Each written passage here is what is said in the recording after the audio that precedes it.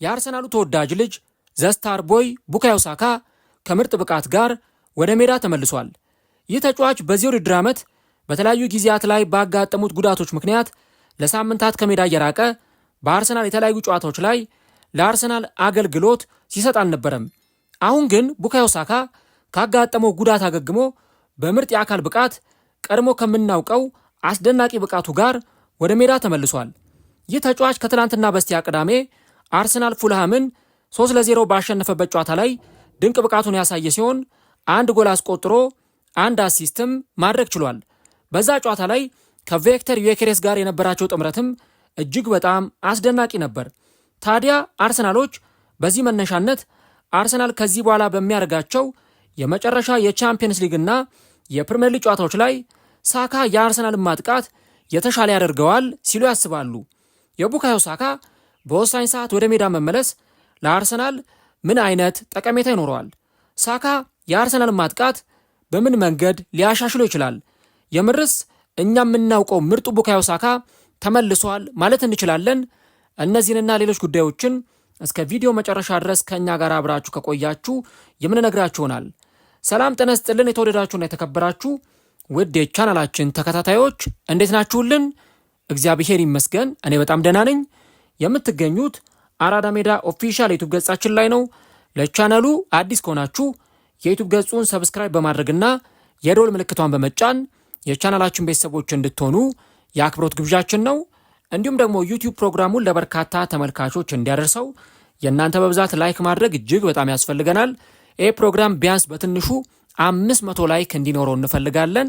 ስለዚህ ሁላችሁም ቪዲዮን ስትጀምሩ ላይክ እያደረጋችሁ መጀመራችሁን አስታውሱ። የአራዳ ሜዳ ኮሜንታተር ተስፋ ወርቅ ሉል ሰገድ አብሬያችሁ ቆይታ አድርጋለሁ። ፈጣሪ ፈቅዶ ዛሬም ከእናንተ ጋር ተገናኘን። የተለያዩ ፕሮግራሞችን ይዤላችሁ መጥቻለሁ። በመጀመሪያው ፕሮግራማችን ክፍል የቡካዮ ሳካን በአስደናቂ ብቃት ወደ ሜዳ መመለስና ከዚህ በኋላ በሚመጡት ጨዋታዎች ላይ ምን አይነት ጠቀሜታን ሊሰጥ ይችላል የሚለውን ጉዳይ የምንመለከተው ይሆናል ማለት ነው። እንግዲህ ቡካዮ ሳካ አርሰናል ፈገግታውን እንዲያገኝ ከረጅም ሳምንታት በኋላ ምቾት ተሰምቶት ጨዋታ እንዲያሸንፍ ለማድረግ የፈጀበት 45 ደቂቃ ብቻ ነበር። ከመጋቢት አጋማሽ ወዲህ በአርሰናል የቋሚ አሰላለፍ ውስጥ ተጫዋቹ ሲሰለፍ ባሳለፍነው ቅዳሜ ለመጀመሪያ ጊዜ ነበር። ተጫዋቹ እንግዲህ በተለይም ባጋጠመው ጉዳት ምክንያት ለሳምንታት ከሜዳ እንደራቀ ሁላችንም እናስታውሳለን።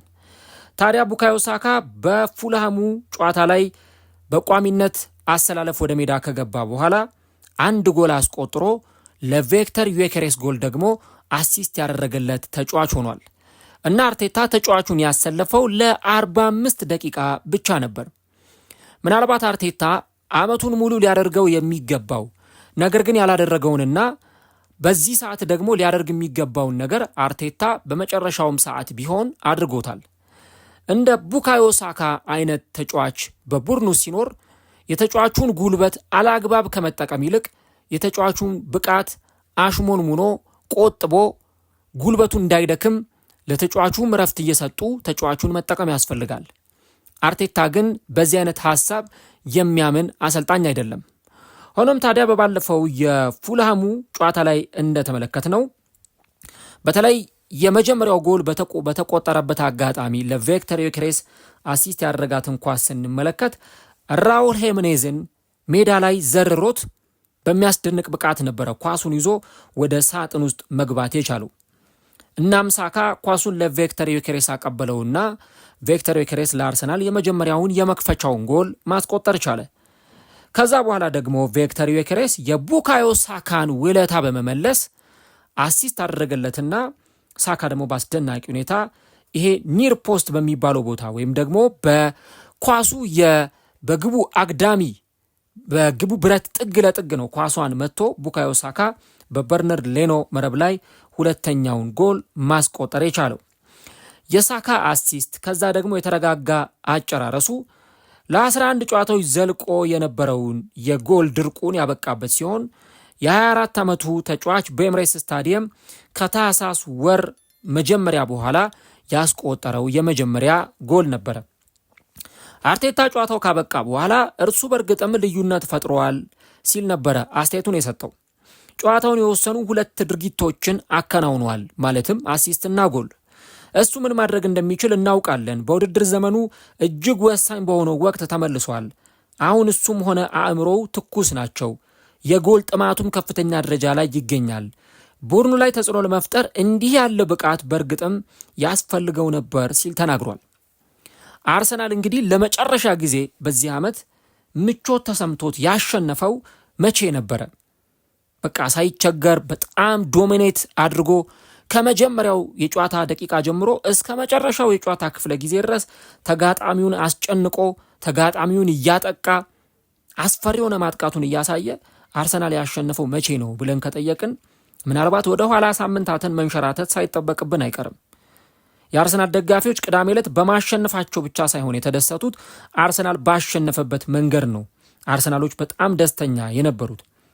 እኔ አርሰናል ለመጨረሻ ጊዜ እንዲህ ጨዋታን ዶሚኔት አድርጎ ሲጫወት ያየሁት በፕሪሚየር ሊጉ በተለይ ከኤቨርተን ጋር በተደረገውና 2-0 ባሸነፈው የመጋቢት ወሩ ጨዋታ ነበረ። እንግዲህ ከዛ በኋላ ኦልሞስት ምን ያህል ጊዜ ማለት ነው 1 ወር ከምናምን አርሰናል እንዲህ አይነት ምርጥ ፐርፎርማንስ ሲያሳይ አልተመለከትንም ነበር። አርሰናል በማጥቃቱ ረገድ የተዋጣለት ነበር፣ በመከላከሉም ረገድ እንደዚሁ አርሰናል የተዋጣለት ነበር። የአርሰናል ማጥቃት ደግሞ የተሻለ እንዲሆን ያደረገው አንዱ ቡካዮ ሳካ እንደሆነ እዛ ጨዋታ ላይ ተመልክተናል። እንግዲህ የሳካ ጎል አርሰናል በጣም ከሰሞኑ አጥቶት የነበረውን የማጥቃት አስፈሪነት እንዲመለስ አድርጓል። እሱም የአርሰናል መረጋጋት ወይም ደግሞ ኮምፈርተብል ሆኖ መጫወት ነው። አርሰናል በአንድ ጨዋታ የ2 ጎል መሪነት ሲያገኝ ከመጋቢት 17ቱ የቻምፒየንስ ሊግ የ16ቱ ጥሎ ማለፍ የባየር ሌቨርኩሰኑ ጨዋታ በኋላ አርሰናል የመጀመሪያ ጊዜ ነው በ2 ጎል ልዩነት 2-0 ጨዋታውን ሲመራ ማለት ነው። ከዚያ ወዲህ ባደረጋቸው 8 ጨዋታዎች ማሳካት የቻለው ከፍተኛው ውጤት አርሰናል የ1 ጎል ብልጫ ብቻ ነው። ያ ማለት አርሰናል ወይ አቻ ይወጣል ወይ ይሸነፋል። ካሸነፈን በጣም በተጨነቀ ሁኔታ በ1 ጎል ልዩነት ነው ጨዋታዎቹን አሸንፎ የሚወጣው። አርቴታ በቻምፒየንስ ሊጉ ከአትሌቲኮ ማድሪድ ጋር 1-1 ከተለያየው ቡድን ውስጥ 5 ተጫዋቾችን በመቀየር ወደ ሜዳ አስገብቷል። የ19 ዓመቱ ማይልስ ሉዊስ ስኬሊ ለመጀመሪያ ጊዜ በአርሰናል ቋሚ አሰላለፍ በአማካይ መስመር ላይ የጀመረ ተጫዋች ነው። በሳካ፣ ሉዊስ ስኬሊ፣ ሊያንድሮ ትሮሳርድ፣ ኤቤሬቺዜ እና ሪካርዶ ካላፊዮሪ የታጀበው የአርሰናል ስብስብ ካለፉት ጊዜያት አሰላለፎች ይበልጥ ለየት ያለ ወዝና ግርማ ሞገስ የታየበት ምርጡ ጨዋታ ነበር። ሳካ ጨዋታው እንደተጀመረ የቀድሞ የቡድን ጓደኛው አብሮት ያደገው ስሚዝሮ ጋር ባደረገው የፊት ለፊት ፍልሚያ ተጫዋቹ ምን አይነት ብቃት እንዳለው አሳይቷል እና የፕሪሚየር ሊጉ የዋንጫ ፉክክር ባለበት በዚህ ወቅት ጓደኝነት ወይም የቀድሞ ትዝታ ቦታ እንደሌለው ቡካዮ ሳካ በሚገባ አስመስክሯል። እንግዲህ በዚህ ዓመት ቡካዮ ሳካ ከሁለት ነገሮች ጋር ስሙ በተቃራኒው ሲነሳ ነበረ። አንድም ጉዳት፣ አንድም ደግሞ የአቋም መውረድ። እኔ ግን ለዚህ ሁሉ ተጠያቂው አርቴታ ነው የሚል እምነት አለኝ። ምክንያቱም ቡካዮ ሳካን ባለበት ፐርፎርማንስ ልክ እንዳናገኘው ያደረገው አንዱ ትልቁ ምክንያት አርቴታ ቡካዮ ሳካን የሚጠቀምበት መንገድ ነው። ከዚህ ቀደም ቡካዮ ሳካን በተመለከተ አርቴታ ተጠይቆ ነበር። ተጫዋቹ ድካም እየታየበት ነው፣ ጉዳት እያጋጠመው ነው እና ብዙ ጨዋታዎችን እያደረገ ነውና ስለዚህ ጉዳይ ምን ትላለህ ተብሎ ሲጠየቅ እንደ ሊዮኔል ሜሲና እንደ ክርስቲያኖ ሮናልዶ 60 እና 70 ጨዋታ በእግር ኳስ ኬሪየሩ ውጤታማ መሆን ከፈለገ፣ በእግር ኳስ ኬሪየሩ በውጤቶች ማሸብረቅ ከፈለገ ሳካ በአመት 50 እና 60 ጨዋታ ማድረግን አዳፕት ማድረግ አለበት የሚል አስተያየት ሲሰጥ ነበረ። እኔ በጭራሽ በአርቴታ ከማልስማማባቸው ሐሳቦች መካከል አንዱ ይህንኛው ሐሳብ ነው። በተለይ ቡካዮ ሳካን ልክ እንደነ ሊዮኔል ሜሲና እንደነ ሮናልዶ አይነት አሰምሽን ውስጥ መክተት። ሲጀመርም ሊዮኔል ሜሲና ክርስቲያኖ ሮናልዶ እጅግ በጣም ኤክሰፕሽናል የሆኑ ተጫዋቾች ናቸው። ይህንን በደንብ መረዳት የሚያስፈልግ ጉዳይ መሆኑን እናገኘዋለን። ከዚህ በተጨማሪ ሊዮኔል ሜሲና ክርስቲያኖ ሮናልዶ በምን ያክል እድሜያቸው ላይ ነው በርካታ ጨዋታዎቹን ሲያደርጉ የነበረው የሚለውን ነገር አርቴታም ሆነ ረዳት አሰልጣኞቹ በደንብ ከግምት ውስጥ ሊያስገቡት ይገባል። አሁን አርቴታ ይህንን ሐሳብ ሲያነሳ በተለይ ደግሞ ምናልባት ሐሳቡን ራፍሊ ስንመለከተው ወይም ከውጪ ላይ ስንመለከተው ሐሳቡ እንደው ጠንከር ያለ ከዛ በተጨማሪ ደግሞ ትክክለኛ ሐሳብ ቢመስልም ነገር ግን ደግሞ ሊዮኔል ሜሲና ክርስቲያኖ ሮናልዶ በዚህ እድሜያቸው ላይ ምን ያህል ጨዋታዎችን አድርገው ነበር የሚለውን ማስታወስ ያስፈልጋል።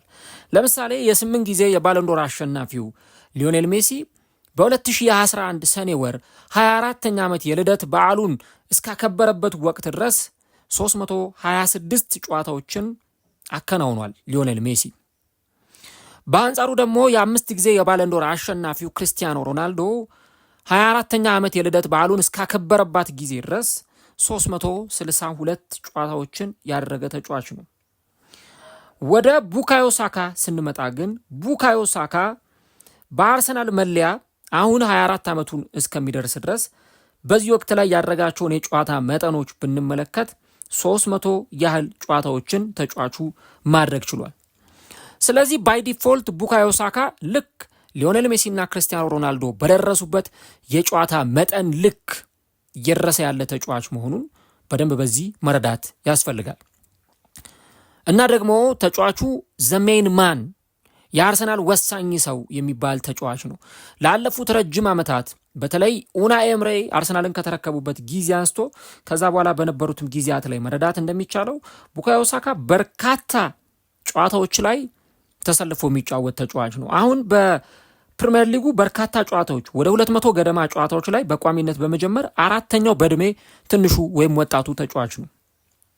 ከዚህ በተጨማሪ ተጫዋቹን በምን አይነት መንገድ አርቴታ ሊጠቀመው ይችላል? ለምሳሌ ኤምሬ በነበሩበት ጊዜ ትንሽ የጨዋታ ጊዜ ያገኝ ነበረ። ከዛ በኋላ አርቴታ መጣ። አርቴታ በመጣበት ጊዜ ትንሽ የጨዋታ እድል እያገኘ መጣ። ከአመት ወደ አመት ሳካ የጨዋታ ቁጥሩ እየጨመረ ነው እየሄደ ያለው እና አንዳንዴ አርቴታ በቃ ቡካዮ ሳካ ሜዳ ላይ ዛል እስከሚል ድረስ ድካም እስከሚሰማው ድረስ ሙሉ 90 ደቂቃ ሲያጫውተው እናያለን። ለምን አይቀይረውም? ግራ በጣም የሚገባኝ ነገር ነው። አምና ለ3 ወር ከሜዳ የሚያርቀው ጉዳት ገጥሞት ነበረ። የቀዶ ጥገና ሁሉ ተደርጎለት ነበረ። ተመልከቱ። እና እንደውም ከጉዳት ከተመለሰ በኋላ ነው በጣም አስገራሚ በሆኑ ጨዋታዎች ላይ ጎሎችን ሲያስቆጥር ስንመለከት የነበረው። ፒኤስጂ ላይ ጎል ሲያስቆጥር፣ ሪያል ማድሪድ ላይ ሁሉ ጎል ሲያስቆጥር ስናየው የነበረው። ሳካ ተጎዳ ሲባል የአንድ ጨዋታ ጉዳት ወይም በሆነ ጨዋታ ላይ ጉዳት አጋጥሞት ያ ብቻ ሳይሆን የተጠራቀመ ድካም፣ የተጠራቀመ የጉዳቶች ስብስብ ነው በመጨረሻም ቡካዮ ሳካን ከሜዳ ሊያርቀው የሚችለው። እንደዚህ አይነቱን አስደናቂ ተጫዋች ጉልበቱን ቆጥበህ መጠቀም አለብህ እንጂ በየጨዋታው ላይ ተጫዋቹን ለ90 ደቂቃ እያባከንክ የምትጫወተው ከሆነ ተጫዋቹን ማግኘት በሚገባ ወሳኝ ሰዓት ላይ ሳታገኘው ትቀራለህ ማለት ነው። እና ይሄ በተለይም ተጫዋቹ በጉዳት ምክንያት እንዲሰቃ የአንዱ ምክንያት የሆነው የራሱ የአርቴታ አማራጭና ግትርነትም ጭምር ነው።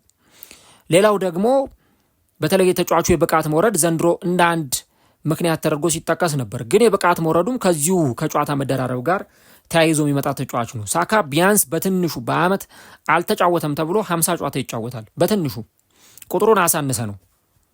እንደው ሳካ በቃ ጨዋታ አላደረገም ዘንድሮ እንኳን ብለን በአመት ይሄ ልጅ 50 ጨዋታ ያደርጋል። በብሔራዊ ቡድኑ ደግሞ ምን ያህል ጨዋታ እንደሚያደርግ አስቡት። በእንግሊዝ ብሔራዊ ቡድን ኔሽንስ ሊግ ላይ ወይ የማጣሪያ ጨዋታዎች ላይ ምናምንም ያደረጋቸውን ጨዋታዎች ተመልከቱ። ከዛ በኋላ እነዚህን ጨዋታዎች በአርሰናል ማሊያ ከሚያደርጋቸው ጨዋታዎች ጋር ስትደማምሯቸው ቁጥሩ እጅግ በጣም ከፍተኛ ይሆናል እና አርቴታ አመቱ ግማሽ ላይ ቦክሲንግ ዴይ ላይ ማድረግ የነበረበትን ነገር ነው አሁን እያደረገ። እንግዲህ ቡካዮ ሳካን ልክ 45 ደቂቃ ረፍት ደርሰው ሲመለሱ ተጫዋቹን ቀይሮ ያስወጣው። ለምን? የተጫዋቹን ጉልበት በደንብ ማኔጅ ማድረግ አለበት።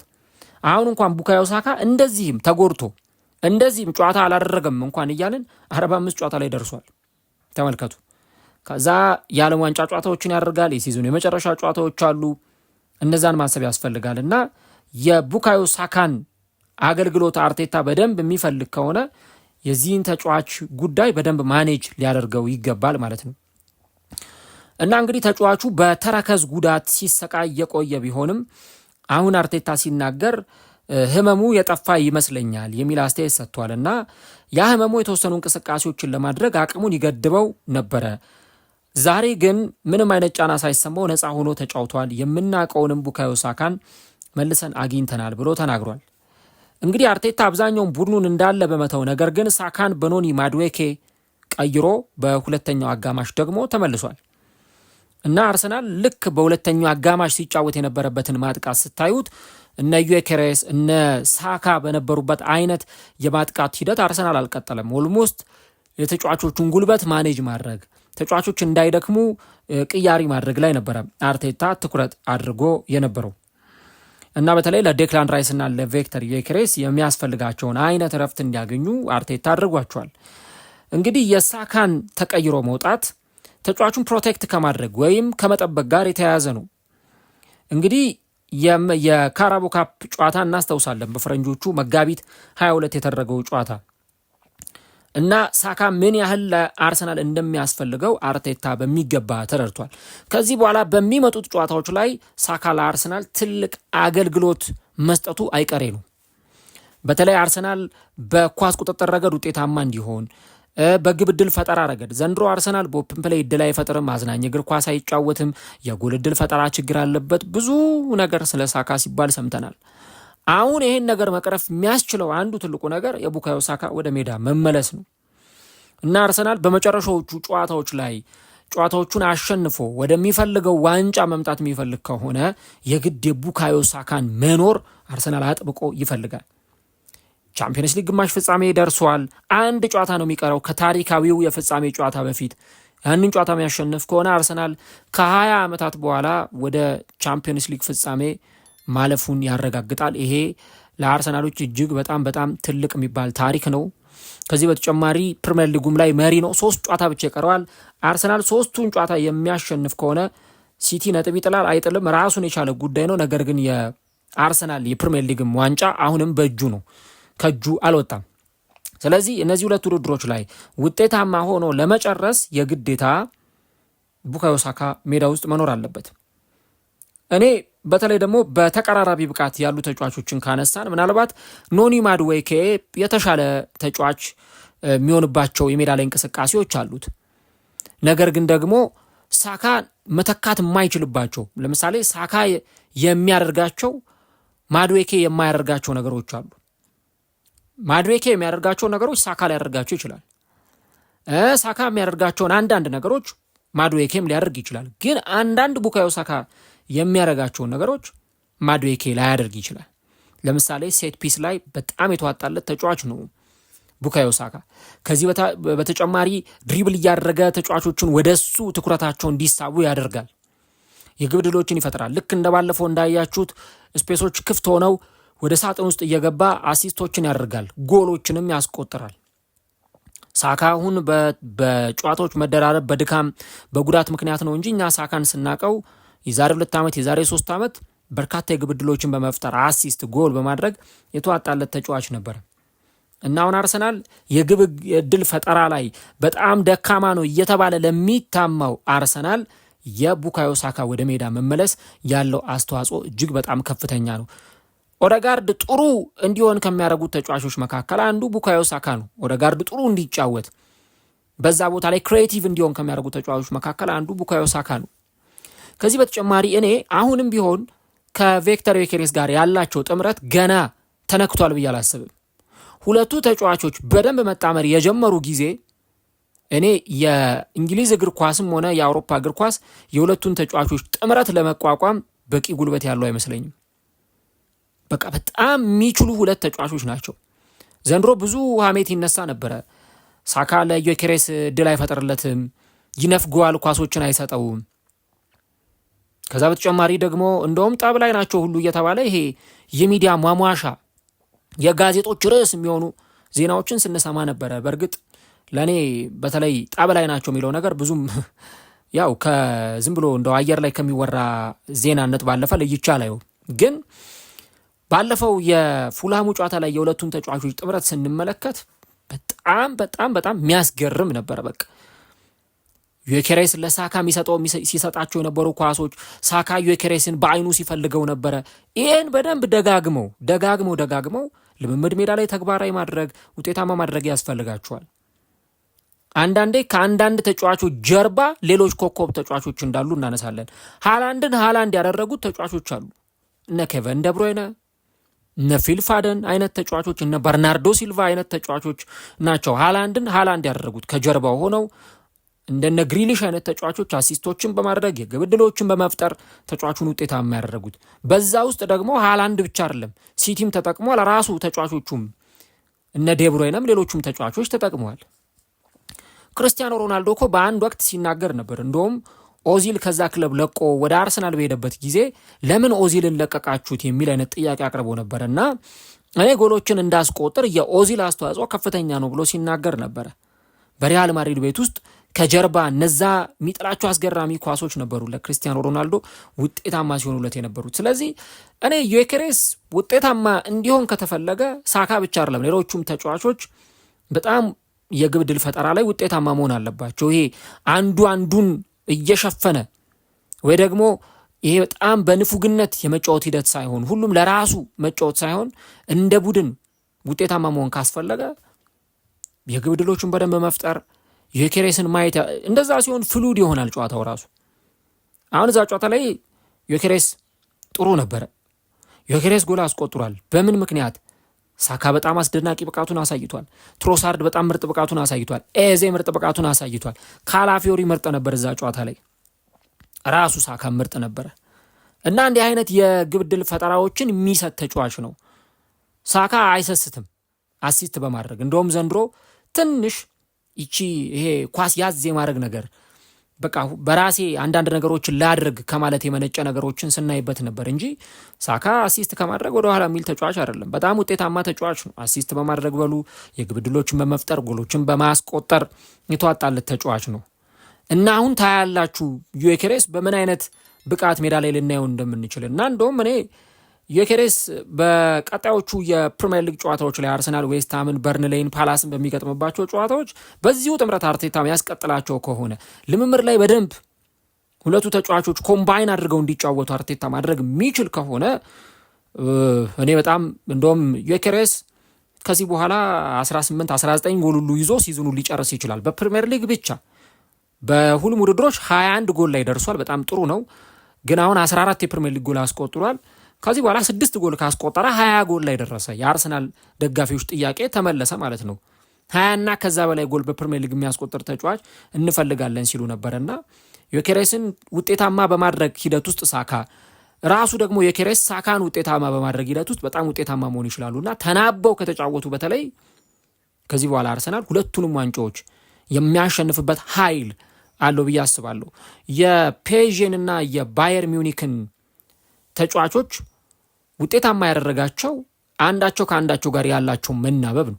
ተጫዋቾቹ በግል ያላቸውን ብቃት አለ፣ እንደ ቡድን ደግሞ ያላቸው ብቃት አለ። ለምሳሌ ዴምቤሌን ብታዩ፣ ክቫራትስኬሊያን ብታዩ፣ ባርኮላን ብትመለከቱ፣ ዴዝሪ ዶዬን ብትመለከቱ አንዱ ከአንዱ ጋር መናበብ አላቸው። ሙኒክ ቤት ብትሄዱ ኦሊሴ፣ ሃሪኬን፣ ሰርጂ ኛብሪ እንደነ ጀማል ሙዚየላ አይነት ተጫዋቾች፣ ሉዊስ ዲያዝ አንዱ ከአንዱ ጋር ይና ለምሳሌ ሃሪኬን ሲያስቆጥር አሲስት ያደረገው ዲያዝ ነው። ዲያዝ ሲያስቆጥር አሲስት ያደረገው ሙዚያላ ነው። ልክ እንደዚህ አንዱ ከአንዱ ጋር በመናበብ ሂደት ውስጥ ከተጫወቱ አስፈሪ ተጫዋቾች መሆናቸው ምንም አጠያቂ አይደለም። ዓለም ላይ ያየናቸው ምርጥ ኮምቢኔሽኖች ለምሳሌ ባርሴሎና ኤምኤስኤን፣ ሜሲ፣ ሱዋሬዝ፣ ኔይማር ሶስቱን ተጫዋቾች ውጤታማ ያደረጋቸው ለብቻቸው በግል ከመሯሯጥ ይልቅ እንደ ቡድን ውጤታማ ፐርፎርማንስን ስላሳዩ ነው። የግል ብቃታቸው እንደ ግል ነው፣ አይነካም።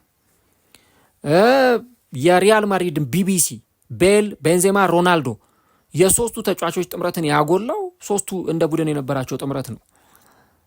ሊቨርፑል ውስጥ ፌርሚኒዮ፣ ሳላ፣ ማኔ ሶስቱ ተጫዋቾች ድንቅ ኮምቢኔሽንን ትሪዮን አሳይተውናል። እንደውም የሆነ ጨዋታ ላይ አስታውሳለሁ ማኔ ሳላ ለማኔ ኳስ ሳይሰጠው ቀረና ማኔ ለምን አሰጠኝም ይኸው እየጠበቅኩ ነበረ ፍሪ ስፔስ ላይ ነበርኩ ብሎ ሜዳ ላይ ሲወቅሰው ሁሉ ስናይ ነበረና እንደዚህ ለቡድን ውጤት መጨነቅ ከዛ ደግሞ በኮምቢኔሽን መጫወት በጣም እኔ የተሻለ ነው ብዬ አስባለሁና አሁንም ቢሆን አርሰናል ታሪክ እንዲሰራ ካስፈለገ በተለይ የነ ቡካዮ ሳካን የነ ዩኬሬስን ምርጥ ብቃትና ጥምረት ይፈልጋል። ልክ እንደ ቀዳሚው ጨዋታ አርሰናል የቡካዮ ሳካን የነ ዩኬሬስን የነ ትሮሳርድን ምርጥ ፐርፎርማንስ ከተመለከትን በእርግጠኝነት ዩኬሬስም ቅድም እንዳልኩት በሊጉ ብቻ 20 ጎል ደርሶ ሲዝኑን ሊያጠናቅቅ ይችላል። አርሰናልም የሚፈልገውን የቻምፒየንስ ሊግና የፕሪሚየር ሊግ ዋንጫ አሳክቶ ሲዝኑ ሊጨርስ ይችላልና በተለይ በቀጣዮቹ ጨዋታዎች ላይ ያን እንመለከታለን። አርቴታ ግን የተጫዋቹን ጉልበት